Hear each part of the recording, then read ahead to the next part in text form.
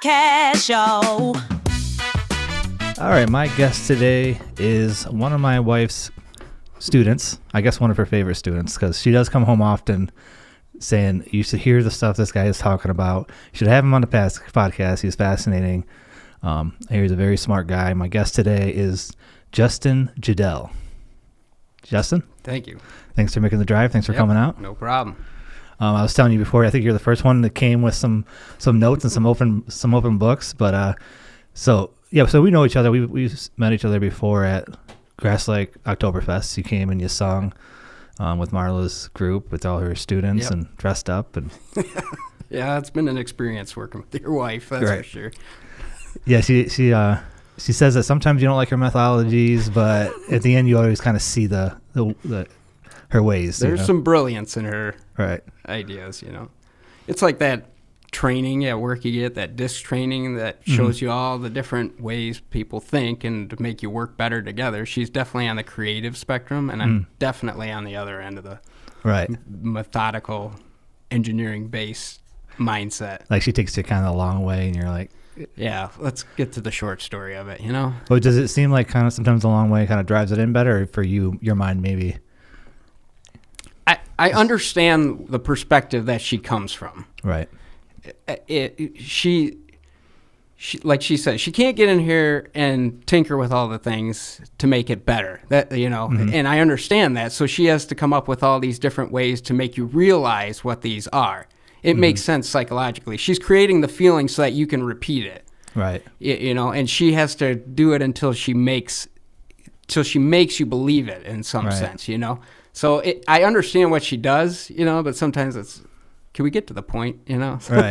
Give me the takeaway. We're running out of time because you get such a short amount of time, too, in those lessons. Yeah. So, but no, she's phenomenal. She has been nothing but good. I have nothing but good things to say about her. Yeah. She seems to always be, I've seen her giving us little lessons and her give me lessons. It's kind of like the same system constantly, opening up your instrument, singing from down and bringing it out uninterrupted, not closing it out, but she's got so many different ways to teach it. Like you said, try to, wherever your voice is getting locked up and your instruments are getting locked up, like trying to bring awareness to that so it unlocks, and then, hopefully eventually you're flowing naturally. Right. And that's what spurred this whole discussion on here today was she noted once, like, something had changed in my lessons. She's like, you seem more in tune, and she was trying to make sense of it because she's very curious. She's not afraid to, be like, something is different that I didn't do here. And she recognized it. I was kind of surprised. But I've been taking these classes from a scholar named Neil Douglas-Klotz. And Neil Douglas-Klotz has basically translated from the Aramaic the original teachings of Jesus. Unfiltered, not through a filtered lens that we know as the canonical Bible in some sense. Right. And as part of these classes, he builds into his class, a textbook and then like chanting. He says it's very important in order to bring things up. And part of it, like one of these, as he got deeper and deeper into it, he has you do this thing where it's basically you just kind of make a tone, right? And he's trying to make this heart-brain coherence in some sense, if you will. And just whatever natural tone comes up, and it brings awareness down deeper to where it actually comes from and where it should come from in some sense. He makes the point over and over that Jesus constantly referred to, you should be thinking from the heart and not from the mind, not from your head.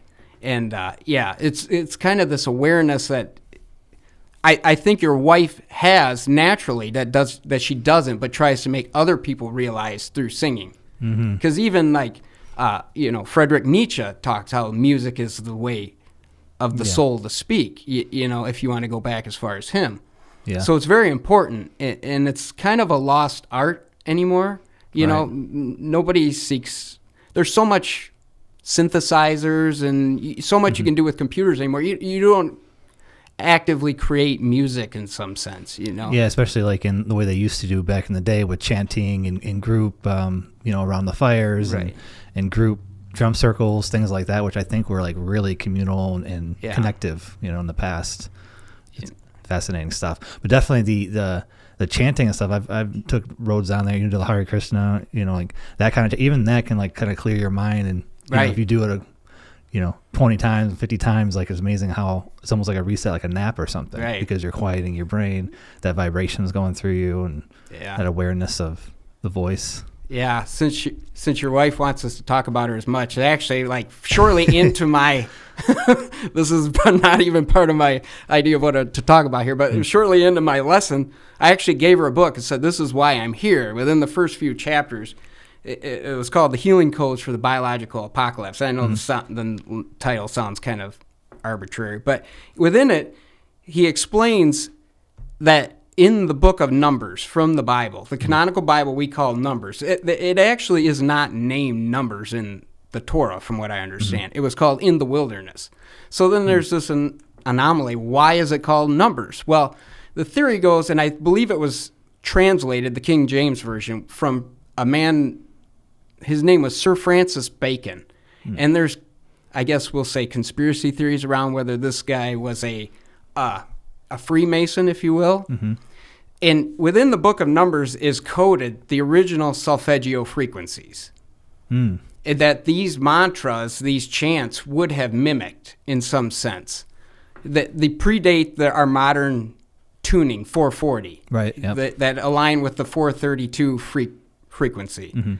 And so, that's kind of where this whole singing thing really started, on just a whole trying to recreate this kind of you're like, if I'm going to chant and try to chant in certain tunes or certain frequencies, I need to like master my voice in a way kind of thing. It's kind of started with this thought of like going down this path, and I mean it's blossoming into more singing, but that's kind of where originally I wanted to go down. Well, there's singing has its own kind of spiritual journey in a way, where it's like you're finding your voice. Well, what is my voice? And it turns out your voice isn't really something that you decide. It's something that comes flowing through as your instrument, which is what she teaches. Your voice is actually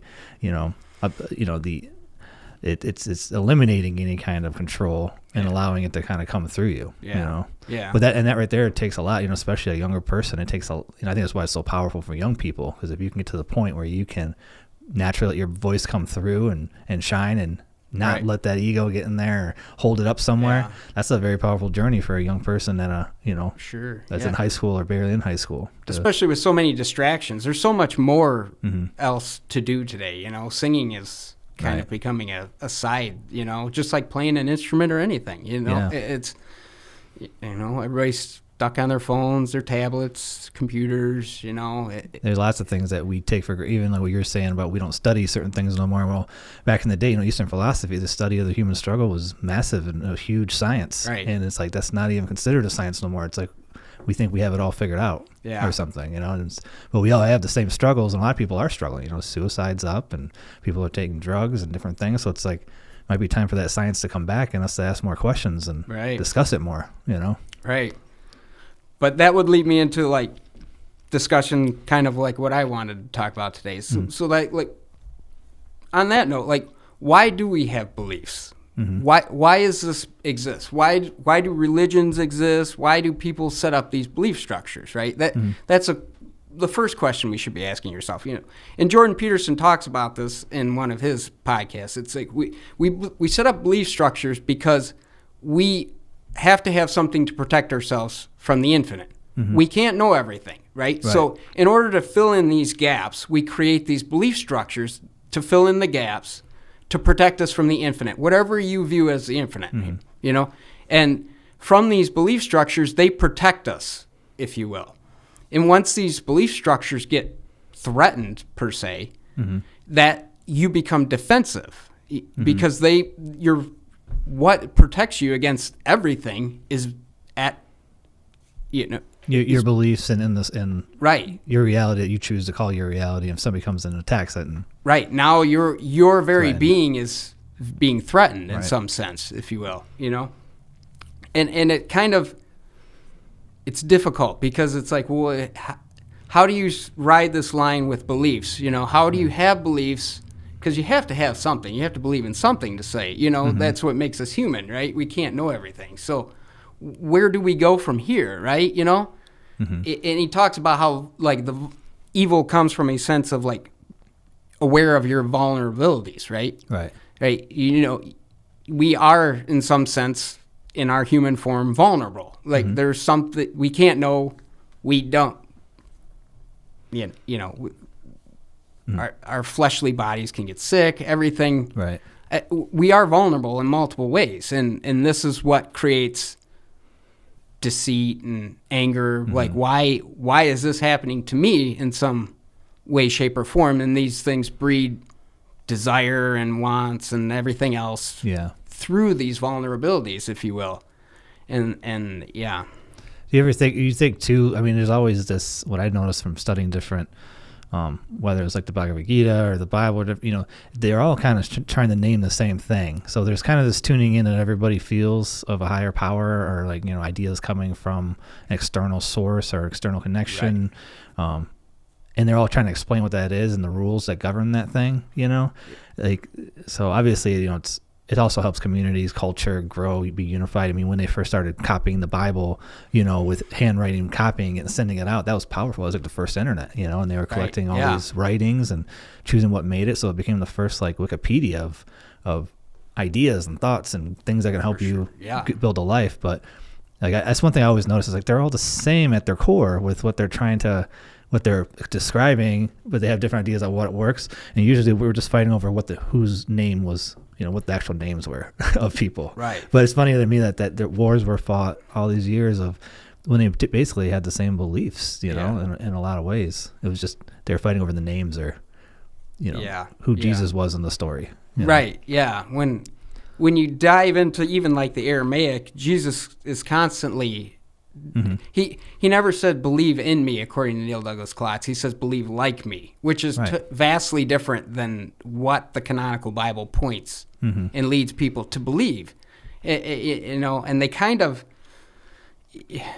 the history behind the canonical Bible is highly disputed. You know, there's scholars on both sides of the fence. There's scholars that say we have a very thoroughly documented history of how the canonical Bible came to be, and then there's scholars on the other side that say, well, the history that we do have is from Constantine's basically propagandists. So we do have documents, but they may be told from one side. They may be skewed from the perspective of the empire, if you will. Yeah. You know, because really Christianity didn't come to be until 325 AD at the Council of Nicaea. That's when they formalized an official doctrine, if you will. That's when Christianity came into being. Before that, there were all these different views of who Jesus was. And basically this division amongst all these views of who Jesus was ripping Rome apart.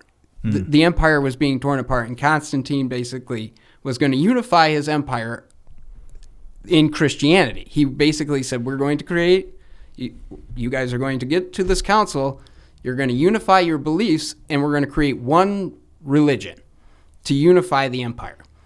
So in some respects, that was good, but then when religion gets in bed with empire, not much good can come of it, if you will. You know? Yeah, and I've heard both sides. I've heard scholars talk on both sides of the fence of that argument. That, no, you can't say that this happened, or you can't say that with any sort of definitive nature, and that's... It's really not even part of the argument at this point. You know, the Bible is what it is, and this is what it is right now. So why these things happen, I don't know.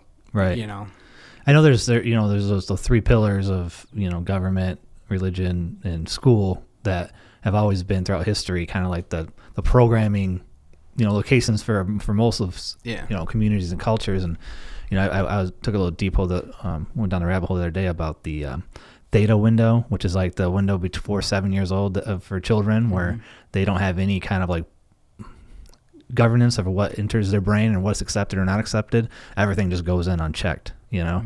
And it's during that time that it's been spoken about for, you know, Rothschild spoke about it back. I think Plato talked about it.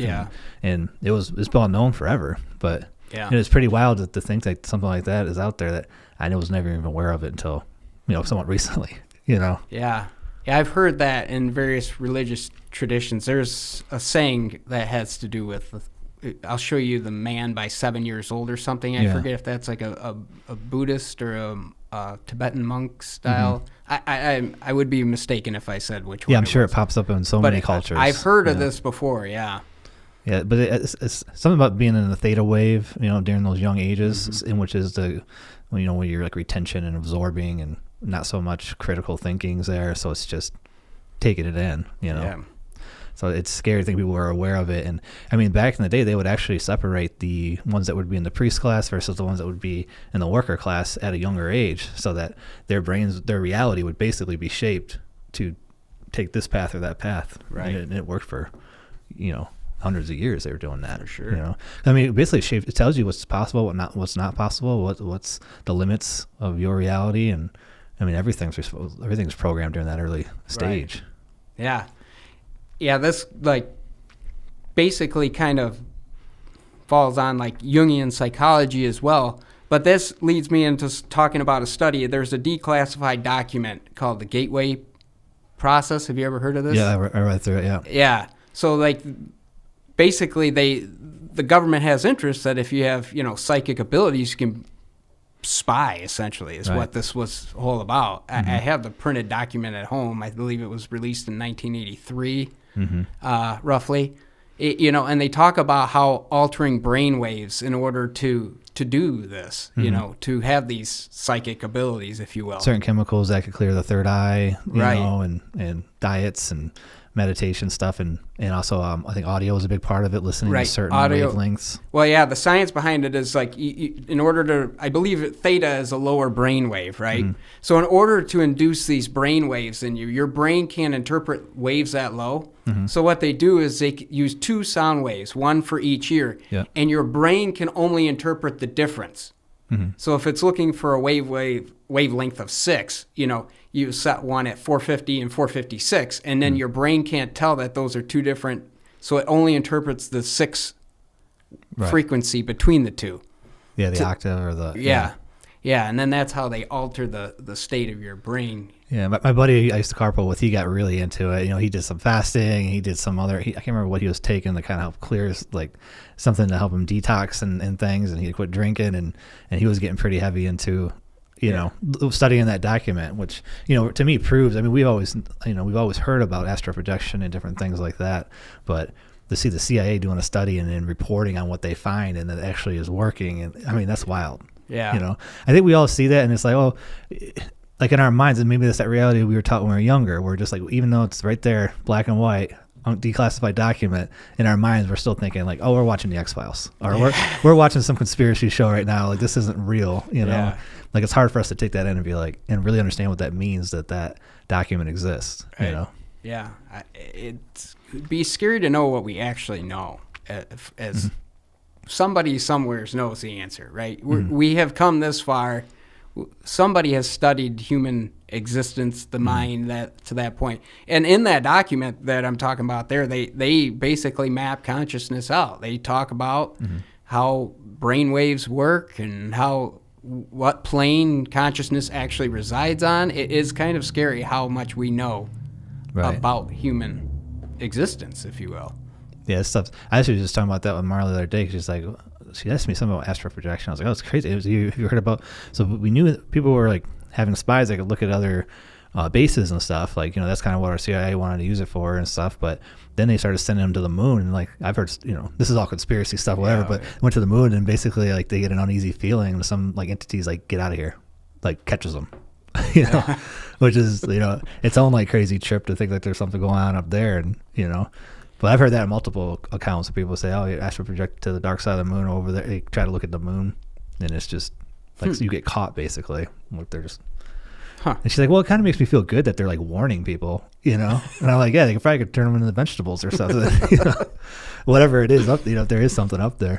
Now, have you went into doing anything, meditation-wise, like looking at that document and trying anything? Any stories you got? No, I don't have any personal experience per se, not from other than what Neil Douglas-Klotz talks about as far as chanting and meditations with that, but not no, I've never really had any out-of-body experience per se. Right. So your journey since you've been taking that class, is it kind of like making you more in tune with your body, like a little bit more mental clarity? Like what's... It just clears up. Like there's a lot of things there's a lot of holes, in my opinion, in Christianity that they basically just stop you and say, no, you can't think that because, that's not part of our doctrine. That isn't covered, right? And this journey really started back in COVID, right? So let me set the groundwork here. Like right. I don't have much family. Like I'm single, live by myself. I don't have much. And I used to be a pretty religious churchgoer. And then COVID come along and they basically slammed the door in my face and locked the key, Oh yeah, I couldn't go. And you couldn't go to church. And that was my sense of community. And this really started to like struggle with this in my head. Like, well, if we all believe in this infinite God that can overcome anything, and when we're locking ourselves in our homes away from everybody, like, where's the faith? Where's the faith in this situation? Right. I don't see it, and it basically secluded me from society in multiple ways and interaction with other humans. And it just kind of like started me down this path of trying to search for more answers, if you will. Right. It was hard to rationalize that. And that's when it's led me into reading basically through all the Hammadi library, Gospel of Thomas and such, all those texts. And then along the way, I found this Neil Douglas-Klotz, and he's translated from Aramaic, and it tells they have a very different storyline than Christianity per se. Something that has been lost. Some speculate it's like, well, all these texts got buried in the desert for a reason, and maybe this was the time that humanity was supposed to find them. Maybe humanity is supposed to be waking up to this point. Did the government really hide the true keys to salvation? That they had to bury them in the desert, and that's what led us into the medieval ages and the Crusades and all that, where we're starting, to awaken to the truth, if you will, again. Now, is that what you're finding, like, the difference between that and, like, the King James? Are you finding that it's a lot more, like, giving a lot more power to the people than to authority and things like that? Yeah. That it would make sense, falls in line with that whole kind of struggle for power, maybe, causing? Oh, yeah. There's no doubt the canonical books all point towards some sort of a hierarchical, a hierarchy of sorts that's in power, some sort of a government institute, church institute, if you will, all points to the institution, if you ask me. That's what makes they argue about the Gospel of Thomas that I have here, right? Why is it so heavily disputed, even though it's the closest thing that we have to Jesus' true sayings? Like, there's no books written by Jesus, and this is literally 114 sayings of what Jesus said, and nobody is talking about it. It blows my mind. It's like, why would the church throw this out if it was the closest things we have to the most important person of the religion? Right. And there's some very deep truths, and you listen to some scholars, and it's like, oh, it's interesting because it gives us a glimpse into how early Christianity was. And it's like, well, how is early Christianity different than what it should be today? Right. And so it's hard to really rationalize the argument from that perspective. Like, why are we not taking these into account? Because it turns the table, really, on this idea that, we're looking for an external savior. And really, if you follow the Old Testament, they were all expecting some savior, some military savior to come and save them from their occupation, if you will, from Roman occupation. Right. And basically Christianity did just that. They gave them a savior in some sense to look to, right? And when you really... And this is my opinion, I'm not speaking from anybody, but when you break down psychology of it, it's like, from the opening creation story, basically God curses humanity, right? And says, and from that, it's like, all right, there's nothing I can do. God's cursed me. How will I ever get out of this until a savior comes along?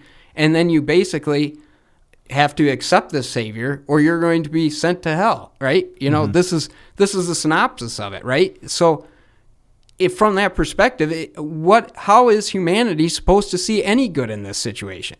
Right. I mean, the point is to empower people to realize who they are, not damn them before they even start on their journey, right? Yeah.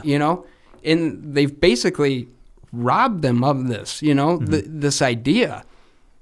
And, in the Gnostic text, they basically flip the switch on this. And basically, and some people will argue with this. And there's a lot of scholars who truly struggle with this idea that maybe the world wasn't made by some the true God. They talk about a demiurge God, right? That the world was created by some lower level deity in some sense, and that the world is inherently flawed, and that human life is the existence that is proof that God exists, right? That divine spark that lives within every human is supposed to bring the love that God has into the world. Right. And not this world is against us, that we're just eternally separated from God, and then this one Savior is the one who's going to bring it all back together. That's not at all what the Gnostic texts talk about at all. I think a lot of people who feel the connection with God or higher power, and they talk about the same thing all the time, whether it's like the love or just the voice. And it's like, you feel like you're on the path because you feel guidance. It's like, that's how you know you're not lost. It's like the right person comes in front of you at the right time, the right thing happens at the right time. You feel it. And I think, that's why I always think like spiritual journeys are so personal, they are, yeah. Because it doesn't, the way God shows up in your life is not going to always be inside of a church or something else. Right. Some of the most religious people I know never even speak about the Bible or can't quote one verse from it, but they have this like flow of almost keeping their connection with that higher power, just through living their own truth without, letting fear get in the way or what have you, That's fascinating. The, like you were saying about like Savior, I was thinking about like Man's Search for Meaning, and like when I was reading that book, and he talked about how if you just see the light dim in somebody, they'd be dead within a day or two. And like just having that faith. So when you're occupied, somebody comes with a religion like that's powerful and, absolves them of their sins and makes them feel empowered and hopeful and have faith. Like that right there can turn the tide on an occupation, or give people power back that are in a bad situation like that. Right. There's things about this reality, and like when you get into like the Gospel of Mary and the Gospel of Truth, these are two from the Hammadi library. They talk about sin very differently. Sin that it isn't, like it doesn't define you. Like sin is a product of this realm. And even in like the secret book of John, and like in Revelation 2, which was written by John as well, they talk about sin as a mixing, right? Sin is a result of the good and evil mixing in some sense. In the secret book of John, I believe it's light and dark make gray. In Revelation, he refers to it as, if you're not hot or cold, you're lukewarm, then I'll spit you out in some sense, right? But like specifically from the Gospel of Mary, the Savior said, there is no sin, but you create sin when you mingle as in adultery, which is called sin. And as you read through the text, when they constantly use adultery, it isn't adultery in the sense that we think of in cheating on your spouse per se. It's the adultery of the heart. Who do you truly serve? When this is what produces the ripe or unripe fruits in your life. Right. This is the truth. These are the sins, and sinning is not a thing that will send you anywheres, really. Right. It comes from a Greek word. I cannot remember the word per se, but it means to miss the point. When you sin, you don't. That specific. It could also be called learning, right? Or learning by mistakes. That single thing that you did, whatever it may be, isn't going to send you anywhere per se, right? You miss the point. You're supposed to learn from this. Like, who am I truly serving when I carry out this? When I did this action, when I did this, right? Where is this coming from? Like, this is something like Jung talks about. Like, those who look outward dream, those who turn inward awaken, right? Those who come to know who they are and who they truly serve, those are the people who find the truth, right? Right.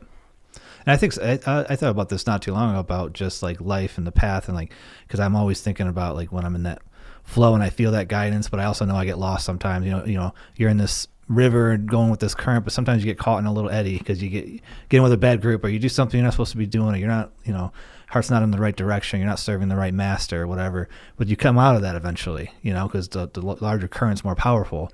And I always think like those little one-offs or eddies that you get caught in are kind of what creates character, like some of the most interesting people. Because if we didn't get lost at all, if we didn't get any kind of like scars or take those wrong turns, we'd all be, we'd be AI, or we'd be some droids that would all be the same and going down the path and have our unique, purposes or whatever, but there wouldn't be no color or nothing to, what's left to love, right? Right, exactly.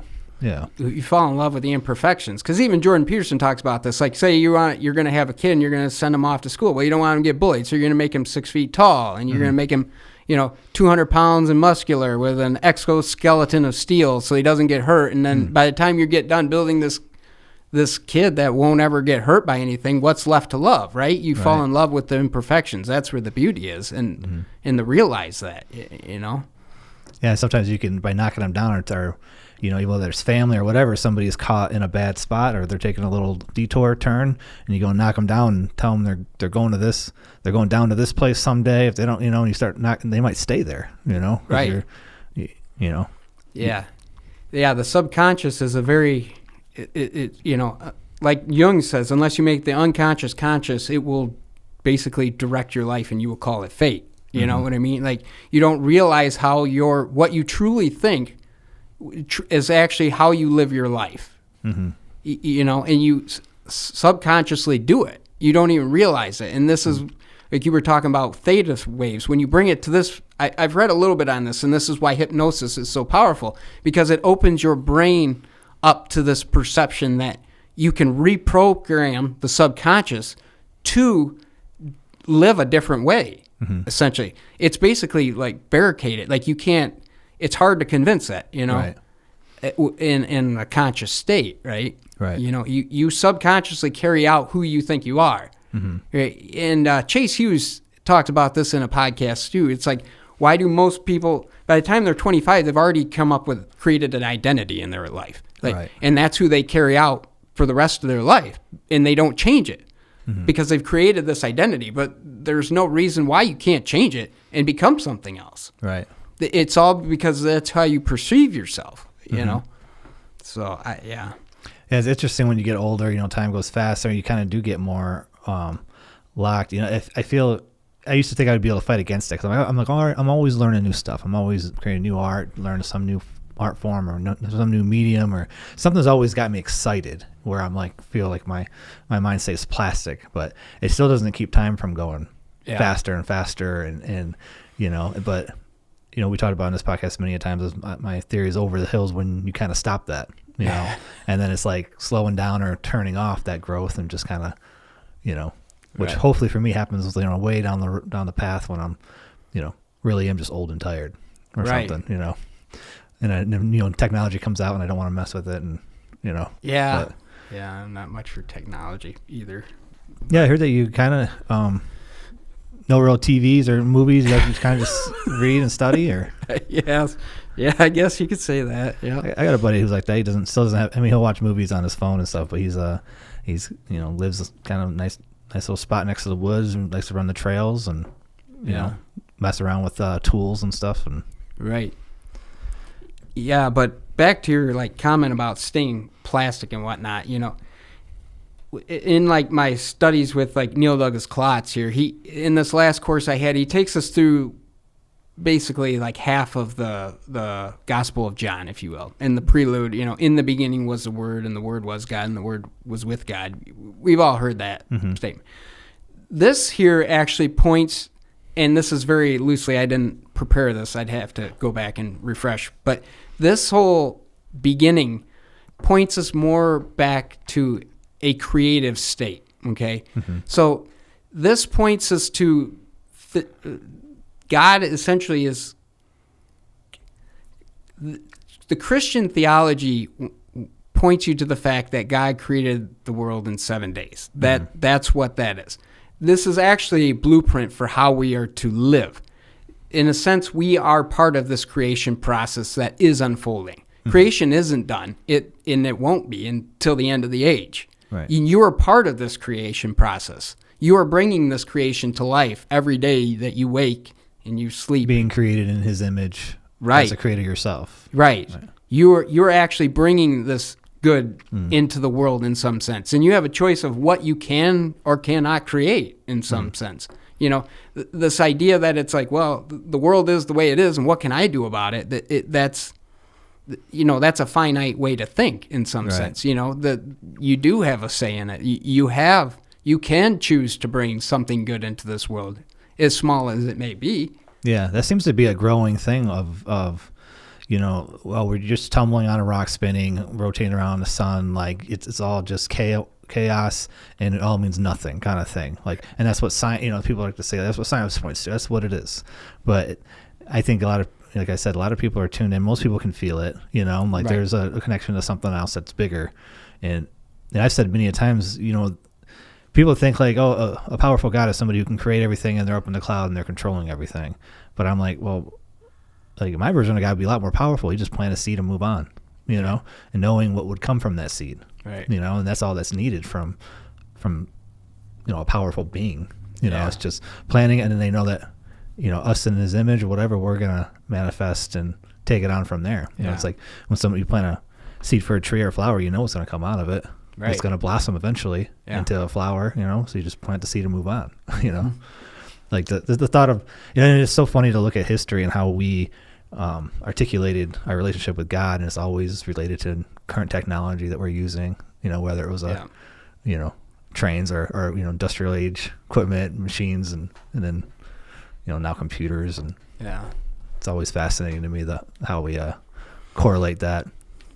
Yeah, and I think we use our language of the time to explain something so big and vast, and it's always clunky no matter what we do. Right. They say that, speech is just terrible. You can't define the things in the other realms as they refer to them. You know what I mean? Right. We can't. The language speech is such a low way of expression, if you will, that you just can't describe what you see on the other side. And that's why we have all these different stories to just try and describe that. And are any better than the others? Maybe they're all right. But if one of them's right, a lot of us have it wrong, So I think we need to start having this discussion that, we are one human family, and we need to start, realizing that, because it seems like there's a massive separation that they believe this and they believe that, and that's wrong, and this is that. That's it's the clunkiness of like human nature and power and stuff. You see power abused by the churches throughout history. You see power obviously abused within governments, and even with religion. Like I said, there's more in common between these different religions than there are things that are not common. Right. Like the most key principles of most religions are the same, but they fight over names and different stuff and fight wars over it, right. And the same thing with between countries and stuff. I mean, everybody's got the same hopes and ambitions, and they want to take care of their family, they want their security, but somehow we can't find common ground. Right. Everything that's different about us is teased out. For sure. so that people in wood rooms can keep power and keep things in check. Right. But, yeah, this is fascinating stuff. So what you have here is the book, like a book of what do you say? Well, this is just a Gnostic Bible I have here, translated by Willis Barnstone and Marvin Meyer.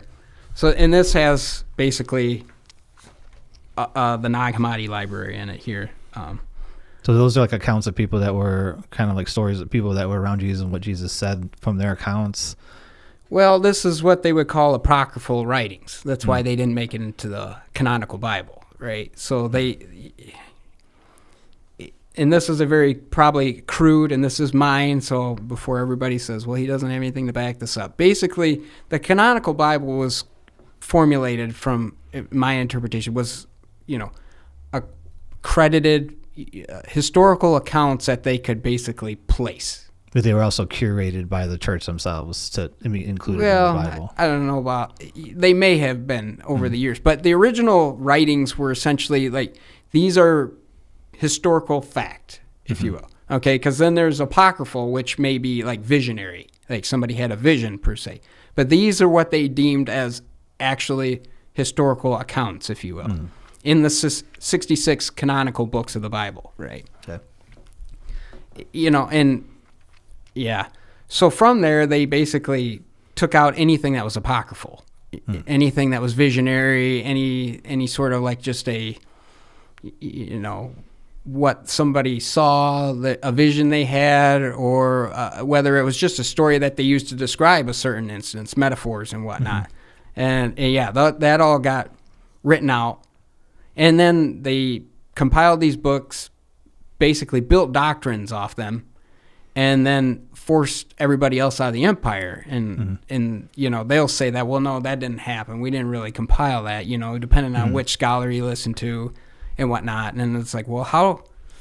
I don't know, but a lot of books got buried out in the desert for some strange reason that nobody knows why, But the Nag Hammadi library tells a vastly different story than what traditional Christianity does, Now, is a lot of it aligned with like you were speaking on earlier, where it's like it doesn't necessarily mean that you're going to go to hell or what have you. It was a sin. It was a lot of that's kind of like the fear tactics being amped up, and while like the forgiveness and certain things that would have gave people more power were kind of hidden. Yeah, from what I've gotten from like my understanding, in order to basically have power, it has to be yes or no. So you're going to heaven, you're going to hell. You're going to hold the keys to heaven, so you gotta have a reason why people come back, why people are loyal to the church in some sense. Well, if you're the only one that has the keys to the gate, you kind of hold that in your palm of your hand. If you ever went into like big churches, especially in like Latin America and stuff, it's amazing like the powerlessness you feel when you walk into a church, which seems like it should be the opposite. I mean, I guess some people you could say like, well, you feel like it's a powerful place because it's so big and whatever, but I don't know. Some of them are just so big. Like you just walk in and you can understand like the power that would have, especially back in different times when those churches were built. Walking in there, it's like you might as well be walking through the gates of heaven right there. Right. Yeah. Yeah. But even like when you get deep into it, there's in the Gospel of Mary Magdalene, and then there's another one. It'll come to me right now. But they actually talk about the other realms in Gnostic literature. There's actually 9. And this is even alluded to some degree in the Gospel of Thomas, because Jesus refers to multiple heavens as well. So like in Gnostic literature, there's basically, 9 would be the realm in which God resides, which is overall the unconceivable, unnameable God, the overarching creator of the universe in some sense. Like this is the deity that we're referring to in the 9th realm. And then this is where it gets a little more murky. In the 8th realm was placed another character that got eradicated from the Bible, called, depending on which religion you're looking at, in the Greek literature, her name is Sophia. And if you look in Aramaic, it's Hakimta. If you look in basically through the Hebrew, it's Hakma, I believe. These are all divine feminine natures, if you will. And that's basically translated as holy wisdom.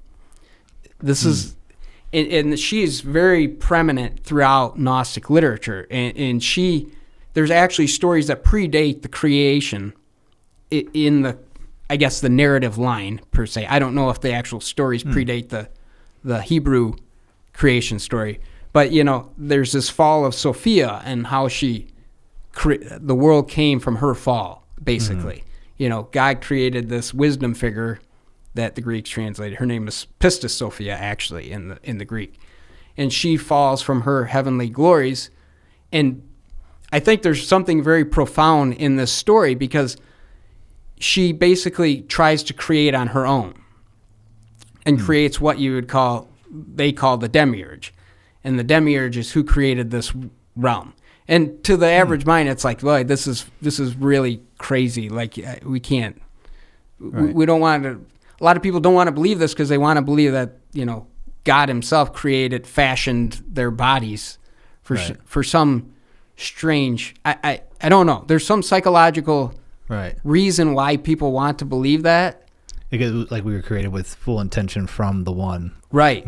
But I think the Gnostic literature points out something very, very important, that it isn't your body.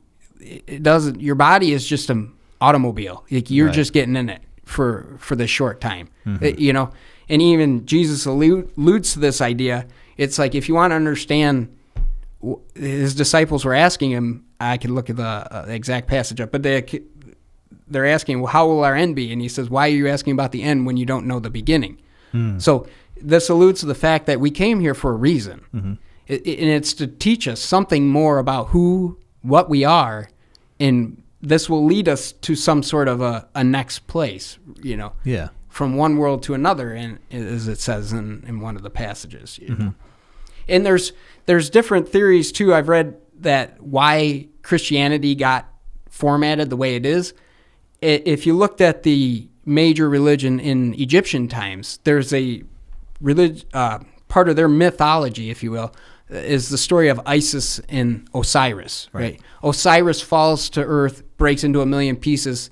Isis pieces him back together. They have a child named Horus, and this whole storyline would have been a little closer to honestly what is translated in the Aramaic, something to this effect.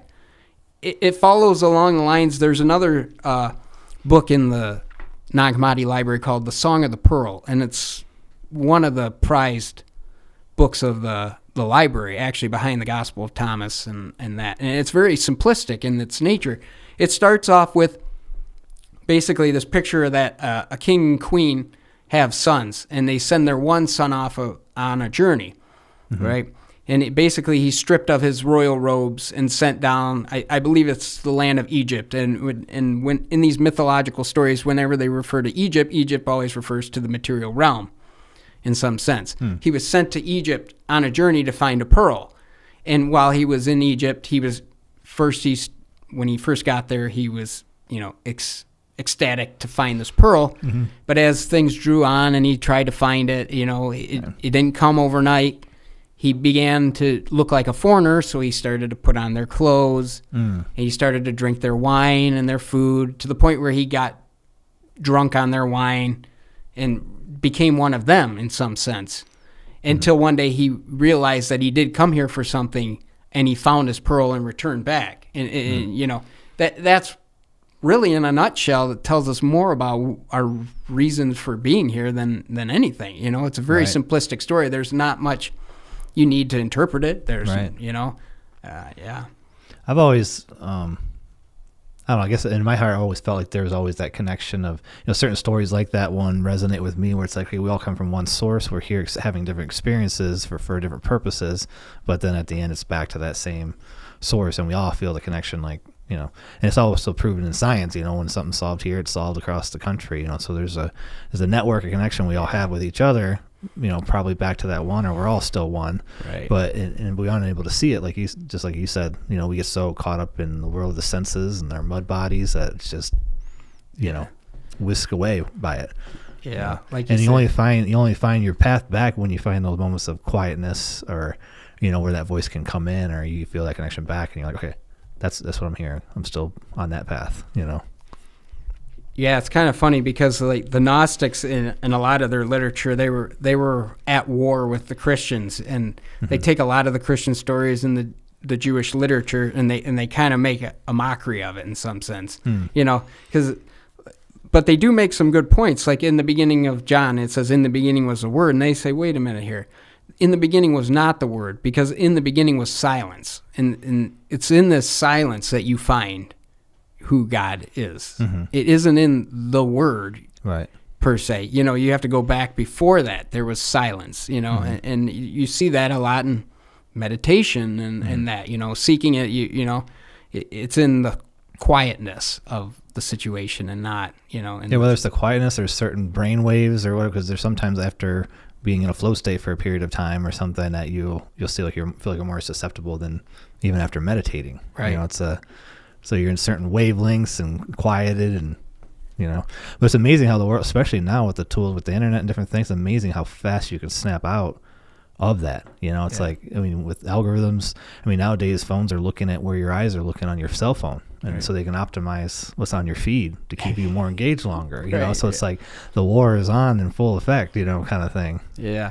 Chase Hughes talks about this in one of his podcasts too. He says, you know, he explicitly talks about 2 government studies that they did to basically alter human consciousness, and they basically used drugs and meant different means. But he says now they've become so good that the pharmacy is now in your head. Like they know what triggers endorphins, dopamine. They know just by the click, the swipes, this, that, the other thing, that they know how to control you without ever touching you. You know, right. You were that trained. Yeah, once they got that feedback loop, and it started back with slot machines. They started tracking how people were looking at slot machines, what colors worked, and it was just, it had so much data that they were able to like turn that data in on itself and keep it learning on itself. And now it's even worse with the technology we have in our pocket with our phones, and then now you have AI and data, able to analyze that data and then improve upon it. So it's just this feedback loop of improvements, which is scary.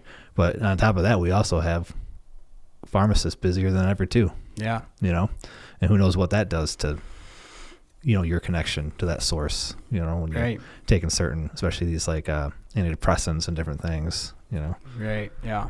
I mean, I go to some pharmacists, and you look back there, and they got it all on the floor. They don't even have room on the shelves for everybody's stuff. I always said, once you're in the middle class, you have insurance. Your drug dealer is no longer living on a street vendor in the black market. It's just your doctor, and they'll give you go there enough with something, they're gonna give you some pill for it. Mm-hmm. Yeah, it's funny how even when you look at the naming in the Old Testament, where did basically in the they talk about where Jacob met God, and that was at Peniel. Well, that is very similar to pineal, and there's many say that this points you to a more, like, you are supposed to take up meditation and seek him and not somewhere else, Right. God is essentially within you, whether you want to believe it or not out there, not in churches, not in the world per se, the Gnostics talk about it as a spark of divinity, that lives within every human being, whether they want to realize it, Neil Douglas-Klotz, without really like mapping out the Aramaic, he says a true rendering for the name of God that Jesus, or Yeshua is really his real name. Jesus is another name that has come about over the centuries. It's been translated from, Aramaic to Greek and back and forth. And, J didn't even exist back then, and that somewhere along the line got added to the Latin alphabet, and then Jesus comes out. People are allowed to look into that themselves. It's kind of, I don't know where the name, how they ever got. You would think that after a while they go back to the original and translate from there, right, and create something that's more correct. But yeah, especially as you have a better understanding of the language and stuff like that, it's like it should always be evolving, right? But yeah, but I guess that doesn't really keep you as a staple. If it's like, okay, we're King James we're doing the King James untouched, like somehow that has more lore than like, oh, we went back, we found out the King James was wrong with some things, and we added, now it takes away some power, I guess. Right. But I think nowadays more and more people are more curious, like, about the stuff that you're looking into, and like trying to, it's very empowering, a lot more empowering than what they want you to believe that it is. But anyways, where I was going with that, Yeshua, as he's noted in the Gnostic text as Yeshua and not Jesus per se, because that's more along the lines of what his real name would have been. From the Aramaic, he refers to God essentially as Alaha. That is the correct rendering from Aramaic. And from this, Neil Douglas-Klotz derives, this is where the subsequent Arabic Allah comes from, and the term Elo of Elohim comes from. And there's a lot of dispute over Elohim, because essentially Elo is the singular version with I am being the prefix. And there's a lot of talk on the internet about, this is essentially, the word in itself is God's plural. This is, if you read it like that, technically that's what it says. But he says the divine name is much more, it's not meant to be taken plurally. It's the singular that encompasses the many. It's one of these divine names that it looks plural in nature if you were to read it, but it's really, the singular encompasses the many. That's what Elohim, it encompasses everything. But Alaha is technically the word that would be taken from the Aramaic for God, if if you were to translate it, right? We don't have a name for God because you can't name something that's unnameable, you know? Right. Yeah. But and that would translate roughly as reality. Mm-hmm. So like, and just like short here, you know, he refers to nafsha. Nafsha is basically your small breath, and that's what that's translated loosely, and that's like referring to, if you're looking at it psychologically, like yourself, like your nafsha is yourself. And he talks about how you're supposed to connect with the ruha, which is essentially this bigger breath of reality, right? So if you connect your nafsha with your ruha, which ruha is always in constant connection with reality itself, which is God himself, and this is what you're supposed to work towards, is creating this connection between your nafsha and ruha, this bigger breath of reality, if you will. Right. Yeah, it's interesting when you start to really read into it and figure it out. That's kind of what we were talking about. Like, you know, you feel whatever your day-to-day, your smaller self, like pulled this direction, that direction, on things you want to do, things you know you shouldn't do, things, you know, but then, you know, you find those moments of silence and you feel that current, that pull, and you're connected with the bigger source, right? And feeling that, which, you know, a lot of people do feel it, you know, but it's just now we just live in this world, we're so distracted, and you know, the pull seems to be like, oh, it's all chaos, nothing means nothing. That's what the science says. But you know, science doesn't have it all figured out either. You know, like what's that saying of like, science only wants you to believe, only asks you to believe one miracle, right? You know, the Big Bang, and then from that everything's chaos or whatever. Well, you know, some would say, you know, it's like, you know, a lot of people, proponents of religion, if you will, like they say, well, if God is real, how come he doesn't do these miracles? Well, you know, the mind is a very powerful tool. So if you take yourself and you send yourself to school for 12 years and they tell you this is how reality functions, it only works under these conditions that you can see, prove, whatever, your mind becomes hardened to this idea that this is all reality is. Right. If your mind isn't, like you said, plastic in some sense, isn't malleable, if your mind isn't open for a miracle, you're never going to see one. If you think reality is completely structured, you're never going to see a miracle happen in your life, no matter what you do. Because if you don't believe it can happen, it won't happen.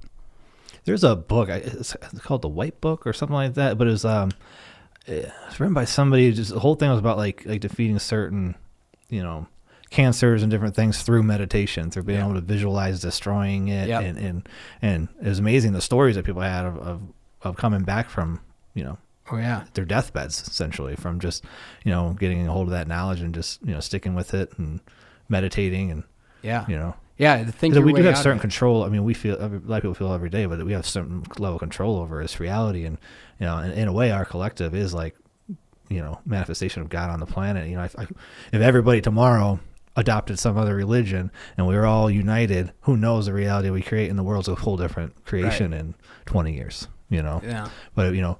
Versus, you know, let's see what happens 20 years of being divided and at each other's throat over every possible thing we could be at each other's throats about. Let's see what reality that creates, you know. But don't get mistaken, we created that reality, you know. There's nothing up there that's making that happen outside the, you know, past the people in the wood rooms and the, you know, that want the power. Yeah. Along that note there, you listen to these neuroscientists and they talk about the brain connections in your brain itself. And they say the neural connections are the exact same network that you use as in your imaginary circuit and your memory circuit. So if you're remembering something you did back in grade school, it's going to be the exact same network that you're going to be thinking about sitting in a nursing home someday, is the exact example that they give. Like the same network firing, right? When a certain thing is brought up. So, if that is per se what you're saying about being able to heal yourself, yes, this is what they teach. It's like, if you can imagine the state, assume the state, and in fact, this is verified from what Yeshua actually says in his teachings. You basically assume the state before it's even happened. You know, assumed you're healed before it has even happened. Know it beyond a reasonable doubt. If you believe it, your matter has no choice but to basically, you know, conform to your reality. Right. And we're proving that more and more with different, quantum mechanics and how we're diving in, and we can only go so far down, and and we can't really observe anymore. But like it's that they're watching behaviors of that, or even just being able to put people in Faraday cages and see that there's still a connection there, and they don't know what plane that connection is happening, or what dimension, right? What's the means of that connection, Yeah, what do they call that? Quantum entanglement. Yeah, so they entangle two people, separate them, and then they're having brain activity reflective of this person, blocking out any possible signals that we're aware of in the spectrum of communications or whatever, and wondering, well, how's that happening? Right. So. Well, it goes even deeper than that. When they had that experiment here a few years ago, they called it the Mandela effect, where they took the Halide collider or whatever, and they smashed particles, and then all of a sudden people started having memories of Mandela and all that. Yeah. Berenstain Bears. Yeah. What it was called, and the Fruit of Loom basket or whatever. Right. Yeah. Yeah, it's crazy. And so it has nothing to do with like a person and their whole. I mean, it can go right down to the particles. Like once you start messing with the individual particles and messing with them, it affects everything. Yeah, and you got to think that's got to be the scariest thing. Like if you were looking for a reason, right, for people with certain levels of power to keep people divided or to control what's in a Bible or whatever. I mean, when you think about the amount of power that is, there's lots of people who would think we don't want every average person knowing that they're this powerful. You think it. Right now it's like, oh, you got the numbers, you have a population can turn and take over government, whatever. But if people realize that power takes half as many people, right? It takes 20. You only need 20% of that. And then that mind power can manifest a whole new reality. Right. Yeah. Yeah, the mind is very powerful. And religion was that gateway for many years before, the modern era where now we have the internet and social media. And, that's how they, I guess you would say, controlled people, kept the masses at bay, right? By what they taught and religious institutions. And wasn't there, one of that story, I've always remembered it, was where somebody touched Jesus' shaw or something like that, and he stopped and went back, and she was healed. He said, I did not heal you, your faith did. Right, yeah. And that's where it all comes down to, like having that faith, that ability. That faith gives you the ability, a lot more power than you think, to control reality or bend it to your will, kind of thing. Yeah. But I've always thought too, like even when I would knock it down as a really practical level, like a long time ago I read this book that was called like Forged, like why the Bible's authors aren't who you think they are, or something like that, and it basically painted a picture of the Bible being like a collection of stories that were submitted by writers and creative thinkers and studiers of different texts and things,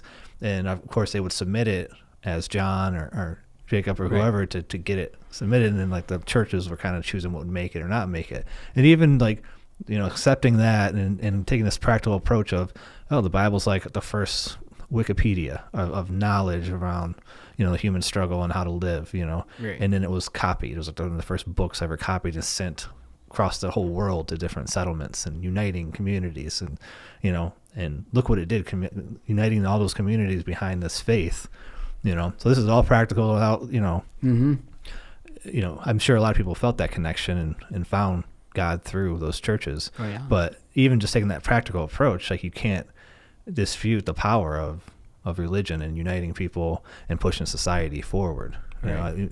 So I can never, like a lot of people get to this time and they're like, look at everything bad. And this, everything in history is bad and everybody was screwed up because we're looking at it through the lens of today, but I've always looked back and said, it served a good purpose, even from just a practical standpoint of uniting people. And because you can't have, that many people trying to make a society, especially a global society or a country, without having some kind of unified belief system that brings people together and coaches them how to live, and Right.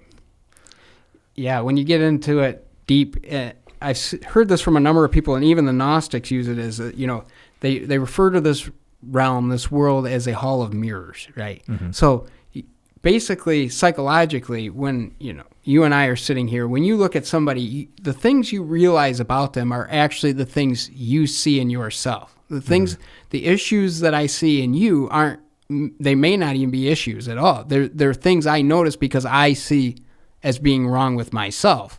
Right. Psychologically speaking, you pick out these things. You project this image onto somebody else subconsciously without even realizing it. Until you realize that is another person dealing with their own issues and problems, that they're their own entity. Right. It complicates things, Right. And how your beliefs affect this image you project on other people, Yeah, would you even see it if you weren't in that vibration or in that kind of feel or have that, you would probably look right past it. That programming per se, Yeah. It's fascinating, all the questions. Like, there's so many books that have, one was like Awakening was a great book, but sometimes, some books also get so far into the human nature stuff where it can kind of takes away things, as far as like what we're talking about, like at some point, how much is our programming, how much power do we really have? If things are if so many decisions are made subconsciously from back, past experiences and past whatever, like, do we even have, what's the word I'm looking for? Like the ability to make, self-determination, or the ability to make, or is that already laid out from our history and it just rolls out in front of us because of our programming? Right. Yeah. Like, how much of what I decide to do today is determined by me right now consciously or versus my programming in the past? Yeah. That's a great question. Yeah. I don't. Another book, like on the lines of like a psychological book, it's a very easy read. Man's Search for Meaning by Viktor Frankl. It's absolutely phenomenal. And you read the foreword and they're like, it reads so easy you want to read it twice. And that is so true. I'm not much of a reader, but that book read so easy. And he documents it so well about the time in the concentration camps. I felt like I lived there. Like, it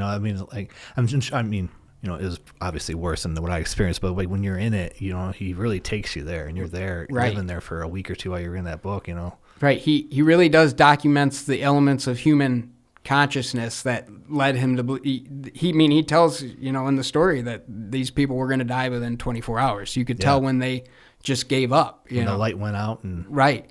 They couldn't move forward. And you just basically, the fundamental principle for his, what he called logotherapy, right, was based on basic, Friedrich Nietzsche's, any person who can find any why can overcome any how, Yeah. If you have that why, the human will is stronger than than anything this world can throw at it. You can overcome if you believe it. And you see like that in micro versions and like just people around you, who you come in contact with, whether this person might be complaining about everything and everything knocks them down and whatever, and then this person over here has it worse, but you still see a positive attitude, right? And saying eventually you see them grow and get out of stuff, whereas so you kind of see that the stuff that he was speaking on there, you see it in like the people around you today, even because we definitely live in a world, even though we're more blessed than like any king and 100 years ago, all the hot water in every room we would want hot water in, like so much to be thankful for. There's always a lot of people.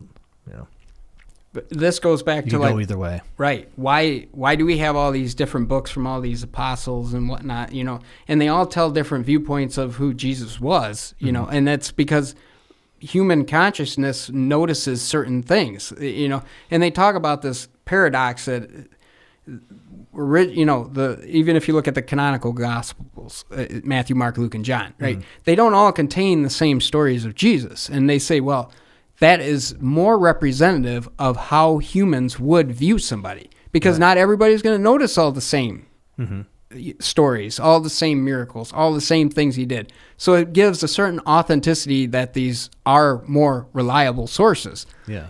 But some people argue that it's like, oh, well, it's in disarray. They're not even the same, and they should be the same. And it's this paradox that'll never end. Everybody will look for something for some reason to not believe in it, Right. But yeah, that authenticity is there, that people realize certain things more than others, that they got into these books. And that's with any of the story books that are in the Bible. If you look at the books of John, the books of Thomas, these books were, even if you listen to the scholars, were not necessarily written by these people themselves. They're just attributed to them. Right. When they dispersed and went to these different areas, they taught their views of who Jesus was, and maybe people of the community wrote these books, but they were attributed to whoever was there, whether it be his John. account. Yeah, it was John's third party, account, right? You know, so they weren't necessarily written; they're just attributed to them per se. Right. You know, and that some people get hung up on that too. Well, how do we know if this was really from him, or you know, or that, or yeah. So how is your study since COVID and getting into this and diving deeper? How's that kind of has it just kind of been a journey of just a discovery that's kind of fascinated you and driven you, or have you like personal? Any personal changes or perspectives that you've kind of like gotten that's empowered you? It's just one never-ending, research topic. Right. I don't know. I really stumbled upon this Neil Douglas-Klotz along the way. And I kind of started, first I started listening to Jordan Peterson. Jordan Peterson points to all these other people, and one of them was Carl Jung. I started listening to some things that Jung had to say, and Jung's pointing to these Gnostics, and I'm like, who the heck are these Gnostics? And then it's like, well, this is the library that they found in Hammadi, and it's like, well, what is this? And, it's just this constant unfolding, like, how much do I not know, and there's so much to know, it's such a limited view to stop, in some sense, stop learning. I mean, I think, that's probably the Bhagavad Gita, I think it's in there, but the different ways to God, and it was like meditation was one, knowledge was another, like they're all different paths that you take to find your way. Yeah. And that's what Gnosis means, is knowledge, Right. And this is what, in the Gnostic, creation story, the snake in the garden is really seen as a wisdom figure, right? This is the way out, because in reality, a paradise can exist.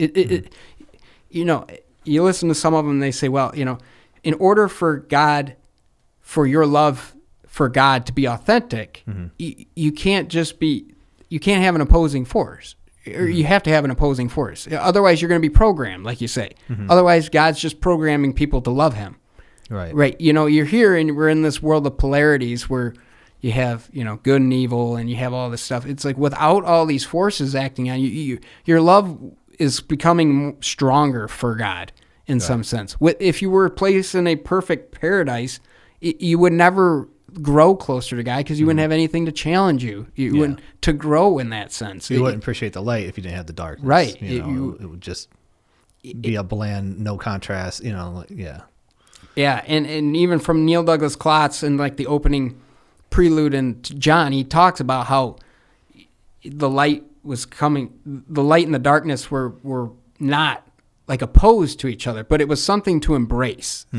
Like there's only one way to grow, and that's to embrace it in some sense, to realize who you are, Right. And you even see this like in the story of them being in the wilderness where they're being bitten by snakes, right? Jordan Peterson will say, well, it's very ironic that the answer to the question was to face the snake on the serpent on the pole. You have to physically embrace that which is threatening you. Right. You have to face it head on. Kind of like through stoicism, obstacles away, and right. and going after what makes you uncomfortable. And right. Yeah. In order to grow from it, you have to embrace it to some degree, to understand it, to make yourself better, Right. Otherwise, it's going to control you, and that's what would happen. Otherwise, the snakes will continue to bite you. Yeah. And they'll get you cornered, I've had lots of time in my life there's a time when I couldn't hear my own voice, and I first tried to do a podcast with my cousin, and it was like so hard to do that, but I was just like, I don't know, I felt it, I wanted to do it. It felt like, just kind of, I hit a wall, and it'd be easy to turn around, turn my back to the snake or to the obstacle or thing I don't want to do and say no, but it's like stays there nagging, and does it, and trying to get yourself on video is hard. There's lots of, this all might seem very, very small, but it's part of my journey, and it's like what I'm kind of pulled to do. But man, it's like sometimes it'd be so much easier just to go get that spot on the couch and kick out a movie, and be like, I've done enough. I got a decent job, I got insurance, what am I trying to prove here? Yeah, that's it. But I don't know, me personally, I just always felt like I need to be, I've got my own mission and goals for what I want to bring into the world, and you keep moving, and it's the bigger your plans, or the bigger or what you want to do, the harder the journey is going to be, and the more preparation it's going to take, and the more faith it takes. I'm sure if my goal was to start a simple service-based business or something, maybe my journey wouldn't be so hard. But it's a fascinating subject, and we've talked about a lot on this podcast. So you're fitting right in. A lot of the that Man's Search for Meaning. If anybody hasn't read that, listen to this. That's one of my favorite books. I have to agree with you. That is a good. And for anybody who isn't much of a reader, it flows it's almost like you're not even reading a book at some point. And it even says that, I think, in the foreword, the person that did the foreword said they've read it a couple times without any problem. And I agree with them. It's absolutely. He's such a great storyteller, and the way he takes you through the journey, you're just in there. And it's like every time you pick up the book, within a minute or two, you're just right. You're just sucked into. You're there. Because I have a book by Jung, and it's riddled with so much psychological jargon. It's hard for me to follow, but the Man's Search for Meaning is not written like that at all. It's very much told in a very well-written story. About what he experienced, which is extremely tragic. So many. You walk that line. Like, I've read books like that's a psychology book. But there's also like this. It's faith-based in a lot of ways, what I'm saying, which kind of can be empowering. But there's a lot of like books on psychology that I've read that have been like the opposite. Like, there's this book, which isn't even a book on psychology, it was called like Don't Shoot Your Dog or whatever. And it's basically about like training, like, even like horse whisperers, right? They don't really have an intuitive thing with the horse. They just know, I'll step closer, and if you let me step closer, I'll reward you by stepping back. And then eventually I'll be able to get, approach the horse, it's like they're aware of that. So it's a stimulus response thing. So it goes through like stimulus response, and it talks about human nature even too. Like, when you're younger, you did certain things, you're rewarded for those things, you do those things more. And it's like that was like one of the most like weirdest books for me, because when I read that, I came out with this like, back to that thing of like, well, how conscious am I really, or what control do I have of my decisions, when so much of it was shaped by stimulus and response. And am I just like an animal? Is I no different than a dog or a horse, just trained through stimulus and response to be who I am today? And is that the driving factor? It's like, so there's like a lot of psychology books that fold into faith and religion, and then there's some that are so rooted in this realm that they can kind of like knock you down if you're not careful. It takes you to like when Jordan Peterson goes through the Old Testament, he talks about the Exodus from Egypt, right? So he talks about how this is basically your soul's journey in some sense, right? That you start in a tyrannical state. The Egyptians had enslaved the Israelites in some sense, and they forced them to all this hard labor. And they went, God went through the plagues with Moses and whatnot, and then he has the Exodus, parts the Red Sea, and they end up in the desert. Well, this is representative of what true freedom is. Like, it's a blank slate. The desert is a blank slate. Right. You don't really know who you are, and you sit here and you're like, well, they wandered for 40 years in the desert. It isn't that big of a desert. Well, yeah, but it might take you 40 years to find who you really are. Right. It's a big journey. And even when they were in the desert, they talked about how if we were back in Egypt, at least we would have leeks to eat. Right. They, as Jordan Peterson says, they pined for the days of being back in that tyrannical state where they knew where everything was at. They knew if they came home, they'd have food on the stove, and they knew how their days would be oriented. And true freedom is not like that at all. He says, like, it's a fundamental premise of the Abrahamic story, right? You leave your life of luxury and go out have the adventure of your life, Right. Starvation and wars, and you just don't know what's coming. And the old saying is, adversity introduces a man to himself. It's the real journey of life is to find out who you truly are. And like you say, it gets complicated when you're so trying to sort out, was this something that I was taught in school? Is this something my parents imposed on me? Was this, there's so many things in this life that play into what the mind is, Yeah, there's something to that. I mean, I think about that all the time, burning the ships, and that whole. Yeah. Oh, yeah. I mean, I'm sure a lot of people feel that, because a lot of people are in that situation where they got a good job, insurance or whatever, but they're called to something else. Right. And it's like, taking that leap into that thing, that faith, that's where it's really tested. Yeah, what was that? The Viking story where he ordered them out to sea and burn the ships because there's only 300 of them, and they're vastly outnumbered. There's only one way to get out, and that was to fight their way out, Yeah. Well, also just to get the men back to being on task, like we're not going back. Burn them. There's only one way forward. Yeah, there's no retreat, you know? Yeah. Oh, there's something to be said for that, Right. Hey, Future Mike here. I'm here editing this and realized that the episode got cut short because I did not check the hard drive. And that will not happen again. Justin, thank you for coming on. Sorry it got cut short. Hopefully everybody enjoyed what we did capture.